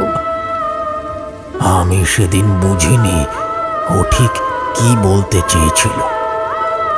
বরং ওকে আরো জড়িয়ে ধরে বলেছিলাম, তোকে আমি কোথাও যেতে দেব না। দেখিস মা, আমি সব ঠিক করে দেব। আমার কথা শুনে অদ্ভুত একটা খিলখিলিয়ে হাসি হেসে উঠেছিল মেয়েটা। তারপর হাসতে হাসতেই বলেছিল, হ্যাঁ বাবা, আমি আর তুমি দুজনে মিলে সব ঠিক করে দেব। দেখো, আমাদের আবার দেখা হবে। হয়তো আবার কোনো এক জন্মে আমি তোমার মেয়ে হয়ে আসব। সেদিন সন্ধ্যায় বাবা আর মেয়েতে মিলে অনেক কথা বললাম। তারপর ক্লান্ত হয়ে ঘুমিয়ে পড়েছিলাম। বেশ কিছুক্ষণ পর চোখ মেলে দেখি রাত হয়ে গেছে। ঘন অন্ধকারে ঢেকে গেছে চারিপাশ। বুঝলাম আজকে অমাবস্যা। এত অন্ধকার যে গোটা আকাশের তারা নিজেদের লুকিয়ে ফেলেছে। আমাদের ছোট্ট ঘরে বৈদ্যুতিক বাতি ছিল না। সন্ধ্যা হতেই হ্যারিকেন জ্বালাতাম। মেয়েটাই দায়িত্ব নিয়ে এসব করত। সেদিন চারিদিক অন্ধকার দেখে শিমুল শিমুল করে ডাকতে থাকি, শিমুল, শিমুল, শিমুল। কিন্তু আশ্চর্য, কোনো সাড়া নেই। যে মেয়ে বাবার একটা ডাকেই ছুটে চলে আসতো, সে এতবার ডাকা সত্ত্বেও সাড়া দিচ্ছে না। ওকে নিয়ে আমার সবসময় ভয় কাজ করতো মনে। অসুস্থ মেয়েটা কখন অজ্ঞান হয়ে যায়, অন্ধকারের মধ্যে আমি হাতড়ে হাতড়ে কোনো মতে আলো জ্বালাই। তাই কিছুক্ষণ পর বুঝতে পারি মেয়েটা আমার বাড়ি নেই। আশেপাশের মানুষজনকে জিজ্ঞাসা করলে জানতে পারি ও রেল স্টেশনের দিকে গেছে। অদ্ভুত একটা ভয় বুকে নিয়ে আমি স্টেশনের দিকে ছুটে যাই। তারপর তারপর কি হলো? মেয়েটার পায়ের জোর কম। এই অবস্থায় সে কিভাবে রেল স্টেশন অবধি ছুটে গেল সেটা ভেবে আমার বুক কেঁপে ওঠে। যতটা তাড়াতাড়ি সম্ভব আমি বনগা স্টেশনের দিকে যাই। এদিকে অমাবস্যার রাত, রাস্তায় বাতির জোর কম, পথ চিনে যেতে খুব সমস্যা। কিন্তু মেয়েটার জন্য আমার প্রাণ তখন কাঁদছে। মন বলছে শিমুলের না কোনো বিপদ হয়, আর মনের মধ্যে ঘুরছে নানান অশুভ চিন্তা। দ্রুত পায়ে হেঁটে পৌঁছে যাই বনগা স্টেশনে। স্টেশনে পৌঁছে মেয়েকে খুঁজে পেলেন? তখন রাত প্রায় 10:30। সেদিন যে কি মরণ ঘুম ঘুমিয়েছিলাম। গোটা স্টেশন চত্বর নিস্তব্ধ। মাঝে মধ্যে দু একটা মেল ট্রেন যায়, দুই একজন মানুষ থাকে। সেদিন অবশ্য ছিল গুটি কয়েকজন। তাদের কাছে এগিয়ে গিয়ে জিজ্ঞেস করতে থাকি শিমুলকে তারা কোথাও দেখেছে নাকি। আমি যখন পাগলের মতো তাকে খুঁজছি, ঠিক সেই সময় স্টেশনের টিকিট কাউন্টার থেকে একটা শব্দ শুনতে পেলাম। আপনার মেয়েকে খুঁজছেন? স্টেশনের শেষ প্রান্তে চলে যান, ওখানেই আছে ও। ভারী অদ্ভুত ব্যাপার। যিনি বললেন তাকে দেখতে পেলাম না। সেই সময় আমার মাথা ঠিক ছিল না। আমি পাগলের মতো ছুটতে ছুটতে চলে যাই স্টেশনের একেবারে শেষ প্রান্তে। আর সেখানে গিয়ে হাড় হিম করা একটা দৃশ্য দেখতে পাই। কি দেখলেন আপনি? আমার মেয়েটা স্টেশনের শেষ প্রান্তে রেল লাইনের গা ঘেঁষে দাঁড়িয়ে। সর্বনাশ! কি বলছেন আপনি? এমন পরিস্থিতিতে আপনি কি করলেন? সেই সময় আমার মাথা কাজ করছিল না। চিৎকার করে শিমুল শিমুল বলে ডাকতে থাকি। শিমুল, শিমুল! অমাবস্যার রাতে স্টেশনের আলো দপদপ করছে। ফাঁকা স্টেশনে আমার গলার আওয়াজ যেন প্রতিধ্বনিত হতে লাগলো। বলতে বলতে সেই ভয়াবহ দিনটিতে যেন ফিরে গেলেন বৃদ্ধ। শিমুল, শিমুল মা, ফিরে আয় মা। কি পাগলামো করছিস? মারে, ফিরে আয় বাবার কোলে। তুই যে আমার সব মা। এমন করিস না মা, এমন করিস না। আসবো তো বাবা, আমি তোমার কাছেই ফিরে আসবো। এই জন্মে তো বাঁচতে পারলাম না, পরের জন্মে তোমার সন্তান হয়ে ফিরে আসবো বাবা। এই পৃথিবীতে তুমি ছাড়া আমার তো আর কেউ নেই, কেউ নেই। না শিমুল মা, না, এটা করিস না মা। তুই না থাকলে আমি কে নিয়ে বাঁচবো? মারে, এটা করিস না। ফিরে আয়, ফিরে আয়, ফিরে আয়, ফিরে আয়। পুরনো কথাগুলো বলতে বলতে গলা ধরে এলো বৃদ্ধের। বুকটা কেঁপে উঠল সতীশেরও। তিনি বলেই চললেন, আমি তখনও শিমুলের কাছ অব্দি পৌঁছতে পারিনি। ঠিক এমন সময় একটা তীব্র আলোর ঝলকানি। ছুটে আসছে মেল ট্রেন।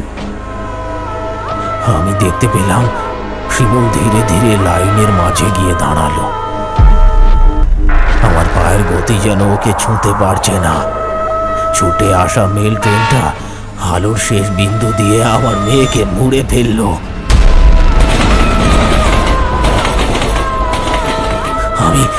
আমি শেষ এক ঝলক দেখতে পেলাম। শিমুলের মুখে হাসি, একটা তৃপ্তির হাসি, একটা মুক্তির হাসি। আমার গলা দিয়ে চিৎকার বেরিয়ে এলো। ইচ্ছে করছিল আমিও ঝাঁপিয়ে পড়ি ওখানে, তার জন্য পা বাড়াই, কিন্তু কেউ যেন আচমকা টেনে নিল আমাকে স্টেশনের দিকে। আর শিমুল? সতীশের কথা শুনে বৃদ্ধের গলায় যন্ত্রণার কাঁটা ফুটল। চোখ দুটো বিস্ফোরিত। কাঁপা কাঁপা হাত তুলে তিনি বলতে লাগলেন, ট্রেনটা স্টেশন ছাড়িয়ে বেরিয়ে গেল, আর রেল লাইনের ওপর ছিন্ন ভিন্ন অবস্থায় পড়ে রইল আমার ছোট্ট মেয়ে শিমুল। যে ওর শরীরে এত ব্যথা ছিল, সে শরীরটাই এখন নানান খণ্ডে বিভক্ত। আজ ওর কোনো ব্যথা নেই। সব ব্যথা কয়েক মুহূর্তের মধ্যে পৃথিবী ছেড়েছে। আমি ধীর পায়ে রেল লাইনের কাছে পৌঁছে যাই। ওকে তো আমি আগলে রাখবো বলেছিলাম। আমার যতদিন জীবন থাকবে আমি ওকে আগলে রাখবো। কি করলেন আপনি?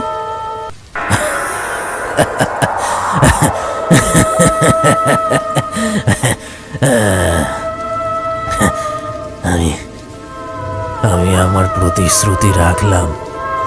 আমার দায়িত্ব। মানে?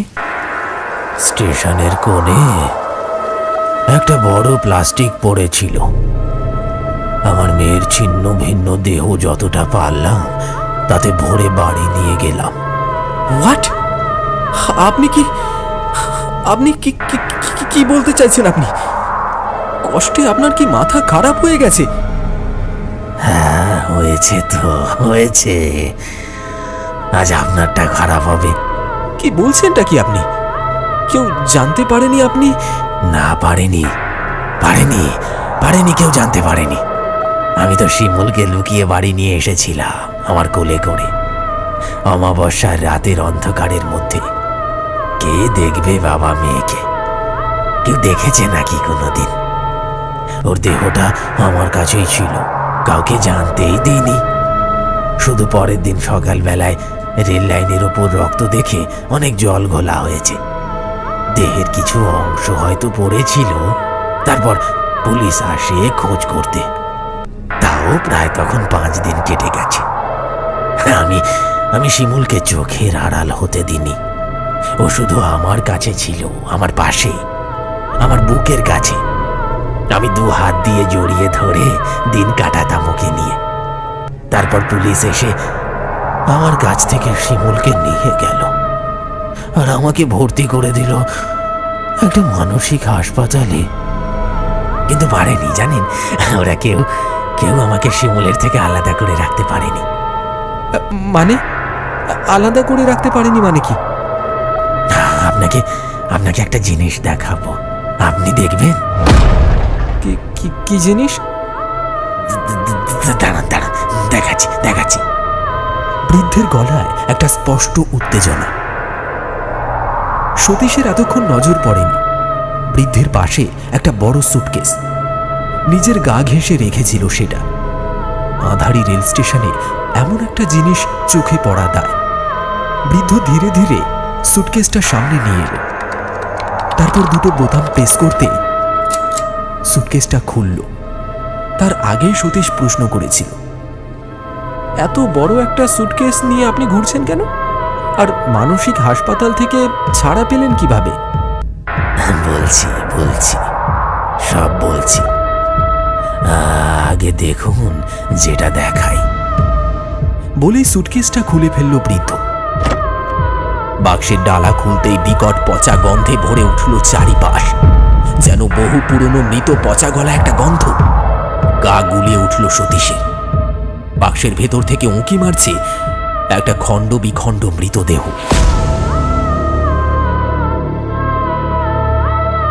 রক্ত মাংস দলা পাকিয়ে গেছে। ভিতর থেকে বমি বেরিয়ে এলো সতীশের। চিৎকার করে বলল, বন্ধ করুন আপনার বাক্স। আপনি এখনো শিমুলের মৃতদেহ নিয়ে ঘুরে বেড়াচ্ছেন। আপনি কিভাবে পালালেন মানসিক হাসপাতাল থেকে? কিভাবে পেলেন এই মৃতদেহ? আমি আর সহ্য করতে পারছি না। বন্ধ করুন আপনার সুটকেস।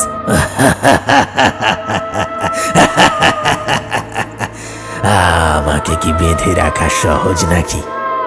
আমি আমার মেয়ের থেকে কিছুতেই আলাদা হব না। আমাকে যেদিন ভর্তি করালো ওই হাসপাতালে, তার কিছুদিন পর এক অমাবস্যার রাত, নিস্তব্ধ চত্বর। আমি দরজা ভেঙে পালিয়ে আসি। তারপর চলে আসি রেল স্টেশনে, যেখানে আমার শিমুল দাঁড়িয়ে আত্মহত্যা করেছিল। আমি সেখানে গিয়ে দাঁড়াই। দেখি সামনে থেকে ছুটে আসছে একটা মেল ট্রেন। কিছুক্ষণের অপেক্ষা। মেল ট্রেনটা আমার বুকের ওপর দিয়ে ছুটে চলে গেল।